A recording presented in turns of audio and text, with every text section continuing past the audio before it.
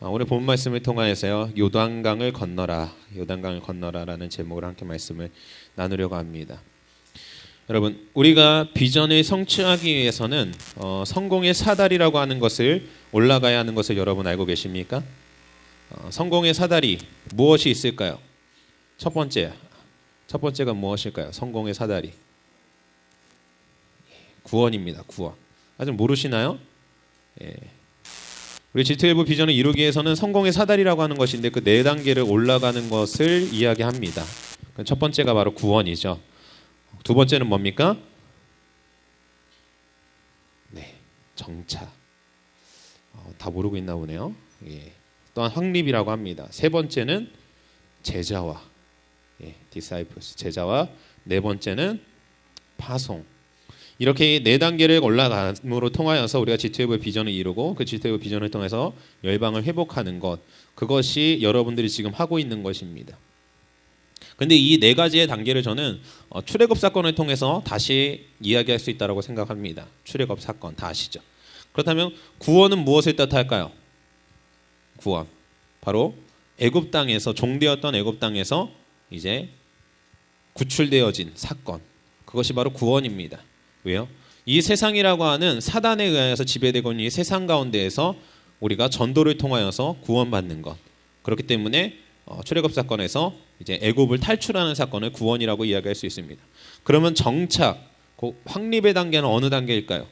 바로 광야의 시간입니다. 광야의 시간 동안 그 시간은요 굉장히 힘든 시간입니다. 고통의 순간이에요. 그래서 하나님과 세상과 양다리 걸치고 있는 시간이기도 합니다. 여러분 아시겠지만 우리가 실제적으로 쉽게 얘기한다면 여러분들 엔카운터 갔다 오시고 이제 포스트 엔카운터 들어가고 하죠. 자, 포스트 엔카운터가 어디에 속할까요? 바로 정착 단계에 속합니다. 근데 포스트 엔카운터 가운데 제대로 참석하는 친구들 생각외로 적죠. 왜일까요? 세상 가운데에서 양다리 걸치고 있는 상태이기 때문에 그래요. 여러분, 그래서 이 출애굽 사건 가운데 광야의 시간 가운데에도 이스라엘 백성들은 분명히 하나님을 통하여 구원 받았음에도 불구하고 다시 애굽으로 돌아가겠다라고 모세를 원망하는 사건들이 굉장히 종종 일어납니다. 그게 바로 훈련의 단계죠. 그럼 이 훈련의 단계를 거친 이후에 어떻게 합니까? 바로 제자화 단계로서 이 시간은 어떤 시간입니까? 오직 하나님만을 바라보게 만드는 시간입니다. 하나님을 의지해서 그 비전을 향해 달려나가는 시간.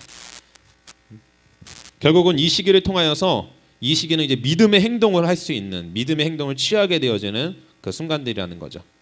그럼 마지막 파송의 단계는 언제입니까? 바로 애굽 땅을 떠나 광야를 지나 요단강을 건너 결국 가나안 땅에 들어가서 하나님의 이름을 높이 드높이는 그 승리를 가져오는 그 시간을 또한 이야기할 수 있다는 것입니다. 오늘 저는 이 4가지의 계단 중에서 바로 이 성공의 사다리 3번째 단계인 제자화 단계, 출애굽 사건으로 본다면 바로 요단강을 건너는 그 사건을 여러분들과 나누기 원합니다. 물론 아직까지도 우리가 광야의 시간, 곧 훈련의 시간에 온전히 다 넘어갔다라고 할 수는 없습니다. 하지만 우리가 언제까지 이 광야의 시간에 머물러 있을 수만 없기 때문에 우리가 바라봐야 될 것은 바로 이 제자화를 통한 파송의 단계로 넘어가야 되는 것이고, 또 특별히 이번 수요일 예배 가운데 오신 성도님들과 우리 학생들 같은 경우는 대부분 리더로서의 소명과 사명을 가지고 있는 친구들이라고 생각을 하기 때문에 이 제자화의 단계를 한 3단계를 함께 나눴으면 좋겠다라는 마음이 들었습니다. 또한 제가 이번 리더 컨퍼런스를 갔다 오면서 컨퍼런스 마지막 날 하나님께서 저에게 주신 메시지가 있는데 바로 이 메시지가 이것과 연결되기 때문에 이 부분을 함께 나누려고 하는 거고요. 이 부분을 넘어갈 때만이 여러분들이 원하는 비전의 성취와 함께 번성을 경험할 수 있는 것이기 때문입니다. 그렇다면 여러분, 번성은 무엇일까요? 여러분 계속해서 번성 우리는 계속해서 이야기하고 있는데 과연 번성이라고 하는 것은 무엇일까요? 번성이라고 하는 것을 사전적으로 찾아보면 한창 성하게 일어나서 퍼진다라고 되어져 있습니다. 근데 성경에서는 번성이라는 말이 생각으로 많이 나오는데요. 성경에서 의미하는 번성이라고 하는 것은 많은 것, 또한 큰 것, 강한 것을 뜻합니다. 여러분, 모두 번성하기 원하십니까? 그럼 이러한 번성을 이루기 위해서는 무엇이 필요하냐? 아까 전에 말씀드린 대로 바로 요단강을 건너야만 한다라는 것입니다. 요단강을 건너지 않고선 절대로 번성을 경험할 수 없습니다. 이스라엘 백성들이 광야 시간 가운데 지내면서 그들은 번성을 경험할 수 없었습니다. 하나님의 돌보심만을 경험하였지 번성이라고 하는 것을 경험하지 못했다라는 거예요. 하지만 요단강을 건너고 가나안 땅을 정복해 나아가고 가나안 땅 가운데 정착해 살아가면서 그들은 번성을 경험할 수 있었습니다. 그렇기 때문에 여러분들 가운데 번성을 경험하기 원한다면 바로 여러분들 앞에 있는 요단강을 건너십시오. 요단강은 무엇일까요? 바로 여러분들이 리더로서 성장하는 데 있어서 번성하는 데 있어서 여러분들이 가로막는 문제들입니다. 그 문제는 굉장히 강력합니다. 쉽게 건널 수 없습니다. 인간적인 모습으로는 넘어설 수 없어요. 인간적인 생각으로는 절대로 승리할 수 없는 것이 바로 요단강과 같은 문제입니다. 하지만 오늘 말씀을 통하여서 우리가 나눌 것인데 이 말씀을 함께 듣고 나눈 이후에는 여러분들 가운데 있는 이 요단강을 건너서 하나님이 주시는 번성 가운데 나아가시는 모두가 되셨으면 좋겠습니다. 그렇다면 요단강을 어떻게 건널 수 있을까요? 오늘 본문 말씀 5절을 보십시오. 여호수아가 또 백성에게 이르되 너희는 자신을 성결하게 하라 라고 이야기하고 있습니다. 여러분, 첫 번째 우리가 요단강을 건널 수 있는 방법이 무엇이냐? 바로 우리 자신을 성결케 하라는 것입니다. 여러분, 하나님은 여호수아를 통하여서 가나안 땅에 들어가기 전에 이 이스라엘 백성들이 성결하여지기를 원하였습니다. 그리고 성결할 때만이 그 요단강을 건널 수 있음을 오늘 본문을 통하여서 이야기하고 있는 것입니다. 그렇다면 성결이라는 말은 무엇일까요? 여러분들이 지금 다니고 있는 우리 한미듬교회가 기독교에 대한 성결교회에 속해 있습니다. 이 성결교회에 속해 있다고 하는데 성결이라고 하는 말이 무엇일까요? 여러분 기억하시는지 모르겠지만 리치 목사님께서 이번 컨퍼런스 가운데 성결에 대해서 이야기한 적이 있습니다. 리치 목사님 뭐라고 얘기했느냐? 특별한 목적을 위해서 따로 세움받은 거룩함, 바로 이것이 성결이다 라고 이야기하고 있습니다. 좀 어렵죠? 다시 한번 말씀드릴게요. 특별한 목적을 위해서 따로 세움받은 거룩함, 그것이 바로 성결이라고 이야기하고 있습니다. 그럼 사전적으로는 성결은 무엇이라고 이야기하고 있을까요? 그것은 바로 거룩하고 깨끗한 걸 의미합니다. 고로 우리는 하나님 앞에서 특별한 목적을 위해서 따로 세움받은 자들로서 거룩하고 깨끗한 삶을 살아야만 한다라는 것입니다. 그렇다면 우리는 어떻게 그러한 삶을 살 수가 있을까요? 첫 번째로는 바로 하나님 앞에 성결해야 됩니다. 하나님 앞에 깨끗해야 된다라는 거예요. 우리는 하나님을 속여서는 안 됩니다. 눈에 보이지 않는다고 해서 하나님이 우리를 보지 못하시는 것이 아니에요. 지금 내가 경험하고 있는 것 같지 않기 때문에 하나님이 나와 함께하지 않는 것이 아니에요. 이미 우리가 예수 그리스도를 영접하는 그 순간 주님께서는 우리 안에 살아서 역사하고 계십니다. 성령 하나님이 우리 옆에서 계속해서 우리를 위해서 중보하고 계세요. 우리가 하나님의 말씀과 뜻 가운데 살아가길 원하고 계신다라는 것입니다. 그렇기 때문에 우리가 어떤 말을 하든 어떤 행동을 하든 우리의 내면 가운데 어떠한 나쁜 생각을 가지고 있든 하나님께서는 그걸 다 알고 계세요.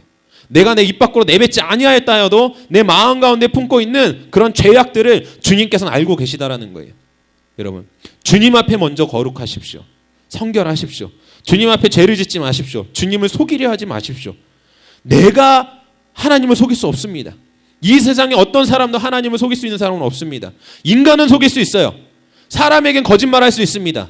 하지만 이 세상을 지으시고 우리의 모든 것들을 아시는 하나님 앞에는 절대로 속일 수 없어요. 여러분, 우리가 하나님 앞에 성결하지 않는 한 우리는 절대로 하나님의 뜻을 이룰 수가 없습니다. 하나님 앞에 제약을 가지고 있는 한 절대로 여러분들의 비전은 성취되지 않습니다. 왜요? 여러분들의 그 비전, 그것은요 요단강을 건널 때 여러분들이 그 문제를 넘어설 때에만이 가능한데 그 문제를 넘어설 수 있는 힘을 누가 주시느냐? 바로 하나님께서 주시기 때문에요. 그런데 그 하나님을 내가 속이고서 어떻게 그 문제를 이겨갈 수 있겠습니까? 절대로 여러분들 넘어설 수 없습니다.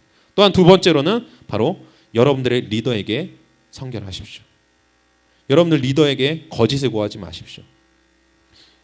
어떻게 내 눈에 보이는 나의 리더에게 거짓을 구하면서 하나님 앞에 진실할 수 있겠습니까?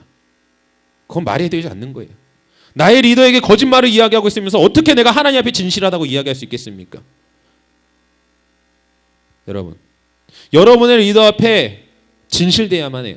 그것이 내가 혼날 일이라 할지라도 혼나고 말아야죠. 여러분, 예수님께서 이렇게 말씀하십니다. 만약에 네 눈이 범죄하느냐? 네 눈을 뽑아버리라. 차라리 눈이 없이 천국에 들어가는 것이 낫다. 네 손이 죄를 지었느냐? 손을 잘라버리라고 이야기합니다. 왜요? 그 온 육체를 가지고 지옥에 들어가는 것보다 내가 죄를 짓고 있는 그 하나를 없애고 차라리 천국에 가는 것이 낫다라고 이야기한다라는 거예요. 여러분, 우리가 하나님 앞에 거룩할 뿐만 아니라 우리가 우리에게 세워진 리더 앞에 거룩하고 정결하고 거짓이 없어야지만 된다라는 거예요. 여러분, 물론 이것은 쉽지가 않습니다. 어려워요. 왜요? 내가 혼나는 것이 싫기 때문에요. 아니면 내가 이상한 사람이 되는 것 같이 느껴지기 때문에요. 하지만 여러분, 그 잠깐의 수모와 수치, 그 잠깐의 그 두려움을 모면하기 위해서 여러분의 비전을 내려놓으실 것입니까? 여러분의 리더 가운데 신실하십시오. 하나님 앞에 신실하면 되지 않습니까? 맞습니다. 하나님 앞에 신실해야만 합니다. 하지만 여러분들이 여러분의 리더를 속인 것이 있다라고 한다면, 여러분들의 리더에게 말하지 않은 죄악이 있다라고 한다면 오늘을 넘기지 마십시오. 그리고 자유해지십시오. 왜요? 사단은 계속해서 그것들을 가지고 여러분들을 잡아 묶을 것입니다. 여러분 기억하십니까? 로마서 6장 23절 첫 번째가 뭐라고 얘기합니까? 죄의 삭은 사망이요. 여러분, 죄라는 것이 어떻게 들어오는지 아십니까? 바로 우리가 가지고 있는 그 거짓을 통하여서, 그 숨김을 통하여서, 그 어둠을 통하여서 들어오는 것입니다. 여러분들 마음 가운데 리더를 속이고 하나님을 속이고 죄악된 것이 있습니까? 그것 가운데 죄는 계속해서 침투해오고 있습니다. 여러분, 절대로 문제가 될 만한 것을 남기지 말라는 거예요. 여러분이 성결하지 않는 한 하나님께서는 여러분들과 함께 있을 수 없습니다. 주님께서 말씀하십니다. 내가 거룩하니 너희도 거룩하라. 하나님은 죄가 절대로 없는 분이기 때문에 죄와 함께하는 순간 하나님은 떠나버리십니다. 그런데 우리는 항상 무엇과 함께하고 있습니까? 죄악과 함께하고 있어요. 거짓과 함께하고 있어요. 그러면서 우린 요청합니다. 목 놓아 외칩니다. 주님, 나와 함께하여 주십시오. 그런데 여러분 기억하셔야 될 건, 여러분들이 먼저 죄 가운데에서 자유케 되지 않는 한 하나님은 여러분과 함께하기가 어렵다라는 거예요. 여러분과 함께하고 싶어도 여러분의 죄 때문에 같이 할 수 없는 것입니다. 여러분 앞에 큰 능력을 통하여서 큰 일을 이루어내고 싶어도 할 수가 없는 거예요. 오늘 5절 말씀도 보십시오. 그냥 성결하라고 하는 것이 아니에요. 너희가 성결해라. 여호와께서 내일 너희 가운데 기이한 일들을 행할 것이다. 하나님께서 여러분들 가운데 일하기 위해서 여러분들 가운데 성결하기를 요청하고 계시다라는 거예요. 여러분들이 성결해질 때 하나님께서 일하실 수 있다라는 겁니다. 여러분들이 거룩하여질 때, 거짓 없이 죄악 가운데 멀어질 때 우리 가운데 함께 하실 수 있다라는 거예요. 여러분, 모르겠습니다. 저는 거룩합니다. 좋습니다. 아니면 혹시 제가 이렇게 말씀드리는 가운데 여러분의 마음 가운데 떠오르는 죄악들이 있습니까? 첫 번째로 하나님 앞에 회개하십시오. 그리고 혹시 그것이 나의 리더와 연결되어 있는 것입니까? 내가 리더를 속이고 있는 부분이 있습니까? 리더 가운데 오늘 찾아가 얘기하십시오. 제가 이 말씀을 컨퍼런스 가운데 경험하고 나서, 이 말씀을 받고 나서 제가 목사님께 말씀드렸습니다. 제 안에 어떤 것이 있었냐면요, 거역의 영이 있었어요. 거역의 영. 목사님이 뭔가 말을 할 때 내가 말하는 것과 내가 생각하던 것과 틀리면 목사님의 말을 즉각적으로 순종하지 않았습니다. 대답도 하지 않았어요. 그러면서 혼자 생각했어요. 근데 그것이 바로 내 안에 있는 거역의 영이라는 걸 깨달았습니다. 그래서 제가 목사님한테 말씀드렸어요. 목사님, 제 안에 거역의 영이 있는 것을 봤습니다. 목사님 죄송합니다. 여러분들 가운데 리더를 속인 것이 있다라고 한다면, 여러분들이 한미듬교회 와서 비전 가운데 나간다라고 하면서 분명히 한미듬교회에서 요청하고 리더들이 요청하는 것들이 있었을 것입니다. 그것 가운데 여러분들이 거짓되고 속이고 있었던 것이 있다라고 한다면 오늘을 넘기지 마십시오. 필히 리더에게 고백하시고 하나님 앞에 회개하십시오. 그러지 않는 한 여러분들 가운데 내일 하나님께서 큰 일을 이루고 싶어도 여러분들 가운데에서 일하실 수 없을 것입니다. 제가 잘나서 말씀드리는 것이 아니라요, 하나님이 저에게 주신 확신입니다. 오늘 이 사건을, 오늘 여러분들 가운데 성결함을 유지하기 위해서 고백하고 해결하는 사람에게는 내일부터 놀라운 번성의 기름 부으심이 있을 것이라고 저는 믿습니다. 왜요? 하나님께서 우리 가운데 약속하신 말씀에 그렇게 되어 있기 때문에. 왜요? 너희는 성결하라. 내일 너희 가운데 기이한 일들을 행할 것이다. 여러분, 성결하여지셔서 우리가 함께 하나님이 주시는 큰 복과 은혜들을 누리시는 우리 성도님들 되셨으면 좋겠습니다. 두 번째, 우리가 요단강을 건너기 위해서 필요한 것은 바로 언약궤를 바라보는 것입니다. 6절을 보십시오. 여호와가 또 제사장들에게 말하여 이르되 언약궤를 메고 백성 앞에 건너라 라고 이야기하고 있습니다. 근데 오늘 본문에서는 그냥 앞에서 건너라라고 되어져 있지만 3장 앞쪽을 보면 뭐라고 얘기하느냐, 언약궤를 따르는 무리들이 바로 뒤에 쫓아가는 것이 아닙니다. 거리를 두고 쫓아가라고 이야기하고 있습니다. 왜 거리를 두고 쫓아갈까요? 왜 바로 그냥 언약궤가 건너가면 그 뒤에 쫓아가면 되는데 언약궤가 건너간 이후에 거리를 두고 일정한 간격을 두고 언약궤를 따라가라고 할까요? 왜냐하면 바라보기 위해서입니다. 바라보기 위해서. 그럼 언약궤는 무엇을 뜻하는 것일까요? 여러분, 언약궤라고 하는 건 바로 하나님의 약속의 궤라고도 할 수 있습니다. 언약궤. 그 안에 들어있는 것이 무엇입니까? 바로 십계명 돌판과 아론의 쌍난지팡이 그리고 만나가 들어있습니다. 이 세 가지가 그것 가운데 들어있다라는 거예요. 그것은 무엇을 뜻합니까? 하나님과의 언약, 약속뿐만 아니라 하나님이 그들을 인도해내신 사건들, 하나님의 살아계심들을 나타내고 있다라는 거예요. 그렇기 때문에 이것은 다른 의미로는 바로 비전을 이야기하기도 합니다. 여러분 정확하게 여러분들의 마음 가운데 비전을 바라보십시오. 비전을 바라보지 않는 순간 여러분들 어떻게 되실 것 같습니까?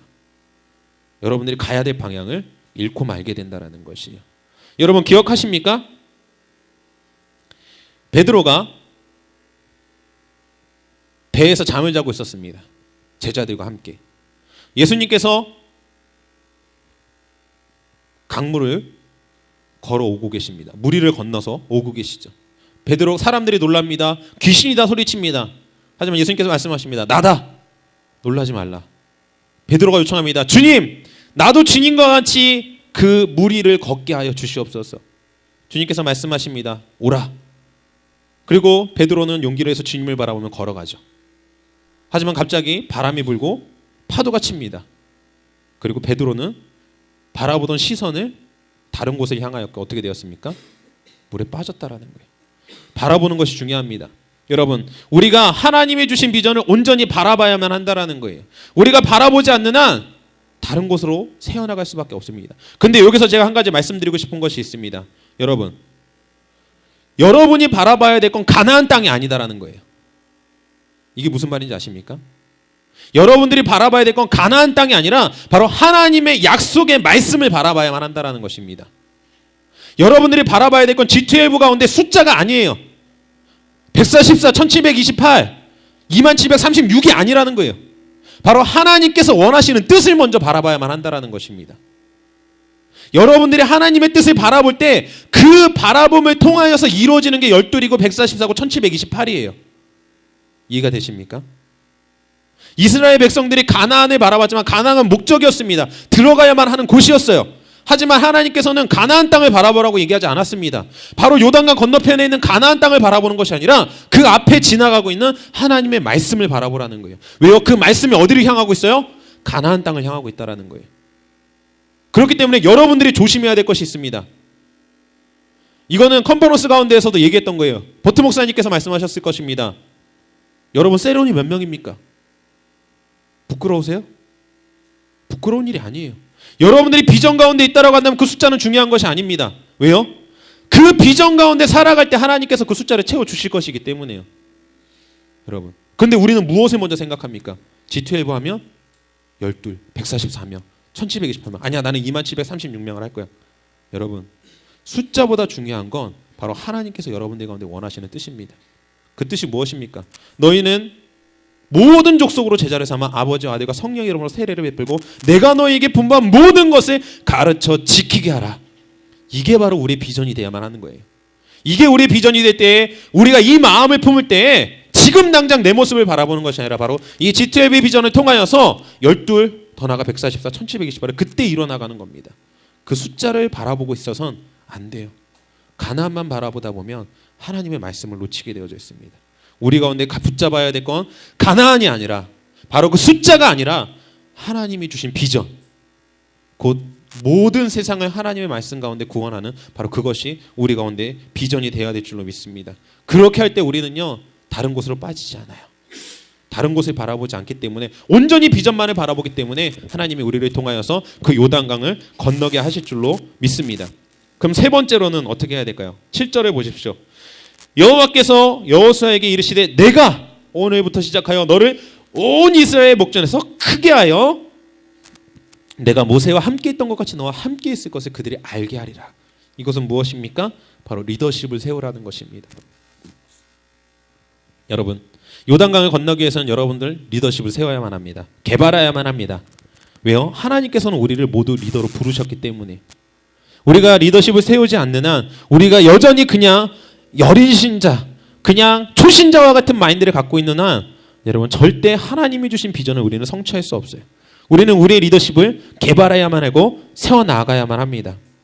여러분, 그런데 이 리더십은 어떻게 만들어갈 수 있을까요?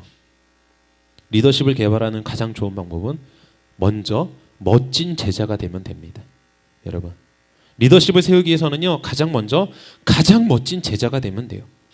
내가 멋진 제자가 될 때에 멋진 리더가 될 수 있습니다. 여러분, 오늘 본문에서 보십시오. 오늘 본문이 아니라요. 여호수아를 보면 누구의 제자였습니까? 모세의 제자였어요. 모세의 아주 멋진 제자였습니다. 이 모세의 제자로서 여호수아는 살아갔고, 그리고 모세의 들을 이어서 하나님께서 리더십을 인정해 주시는 걸 볼 수 있습니다. 그런데 여러분, 조심해서 봐야 되고 우리가 유의해서 봐야 될 것이 있는데, 그것이 무엇이냐면 오늘 하나님께서 여호수아에게 온 이스라엘 가운데에서 목전에서 크게 하시겠다라고 하는데 뭐라고 얘기하십니까? 내가 모세와 함께 있던 것 같이 함께 하겠다라고 말씀하세요. 내가 너를 모세보다 크게 하시겠다라고 하는 것이 아니라 내가 모세와 함께 있던 것만큼 너와 함께 할 것이다. 이 말은 무엇을 뜻하느냐? 여러분들이 바로 리더를 위하여서 좋은 멋진 리더가 멋진 제자가 되어서 되기 위하여서 멋진 리더가 될 수 있도록 자신의 리더를 공경할 줄 알아야 되고 그를 위해서 기도해야 되는 이유가 바로 여기 있는 것입니다. 왜요? 내가 멋진 리더, 제자가 되는 것 좋죠. 하지만 그 리더의 하나님, 리더를 만나주신 하나님이 그 리더를 만나주신 것만큼 누구를 만나주시겠다라고 약속하시는 거예요? 나를 만나주시겠다라는 거예요. 모세와 함께 했던 것과 같이 너와 함께 하겠다라는 거예요. 여러분, 물론 그렇다고 해서 나의 리더를 나의 제자가 넘어설 수 없다라는 것은 아닙니다. 하지만 나의 리더가 성장해 있는 만큼 나는 그만큼 기본적으로 할 수 있게 된다라는 거예요. 제자는. 그렇기 때문에 여러분, 정말 낮은 수준의 리더를 통하여서 교육받고 살아가길 원하십니까? 아니면 정말 탁월한 리더십 가운데 있는 그 리더의 제자로서 살아가고 궁극적으로는 그 리더와 함께 그 리더보다를 넘어서 큰 비전을 이루기 원하십니까? 후자를 원하신다면 여러분들의 리더를 위해서 기도하시라는 거예요.